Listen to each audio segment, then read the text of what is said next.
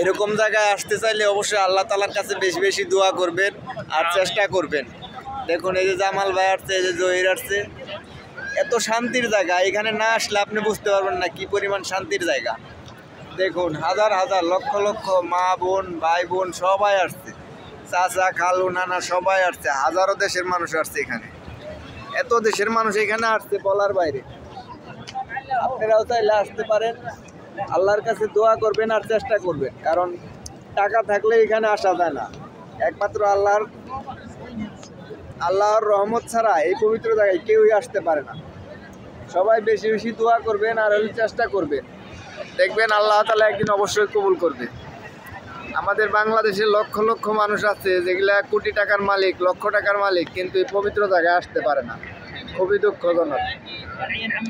কাজেই আপনারাও যদি আসতে চান অবশ্যই আল্লাহ তাআলার কাছে বেশি বেশি দোয়া করবেন আর চেষ্টা করবেন, ইনশাআল্লাহ আল্লাহ তাআলা আপনাদেরকে কবুল করে নেবেন।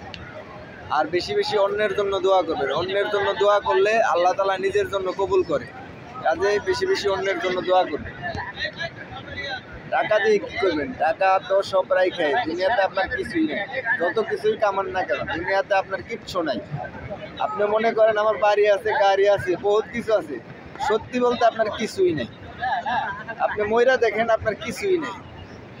বহুত চিন্তা করি আমার টাকা আছে, ধন দৌলত আছে, জায়গা সম্পত্তি আছে, আত্মীয় স্বজন অমুক তমুক, শেষ বেলায় আপনার কিচ্ছু নাই। আপনি ঘুমানোর আগে একটু চিন্তা করে দেখেন যে আপনার দুনিয়াতে কি আছে। আপনি মইরা যাবেন যে আপনি কি নিয়ে যাবেন। 10,000 টাকা, 5,000 টাকা, 1,000 টাকা, আপনি 1 টাকাও নিতে পারবেন না। কাপড়ের কাপড় ছাড়া আর বাঁশ ছাড়া আর 3.5 জায়গা ছাড়া আর কিচ্ছু নিতে পারবেন না। যে জায়গাটাও কয়েক বছর পর আবার মনে করেন যে আবার আরেকজনকে কবর দিব ওই জায়গায়। কাজেই দুনিয়াতে বাহাদুরি করে কোনো লাভ নেই। আল্লাহর ঘরে আসুন, মদিনায় আসুন, মক্কায় আসুন, ভালো ভালো জায়গায় যান। পার্কে, সিনেমা হলে না যায় এরকম পবিত্র জায়গায় আসুন, কাজে লাগবে। যা দুনিয়া এবং আখিরাত দুই জায়গায় লাগবে। দেখুন শান্তিপূর্ণ। বৃদ্ধ বয়সে এসে লাভ নাই, ইবাদত ঠিক মতো করতে পারবেন না, ওযু ঠিক মতো করতে পারবেন না।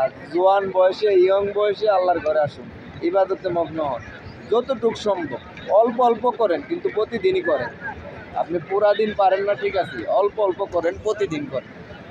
তো ভিডিওটি ভালো লাগলে সবাই শেয়ার করে দিবেন। ধন্যবাদ সবাইকে। সবাই ভালো থাকবেন, সুস্থ থাকবেন। আল্লাহ তাআলা সবাইকে এখানে নিয়ে আসুন। আসসালামু আলাইকুম। সবার জন্য দোয়া ও শুভকামনা রইল।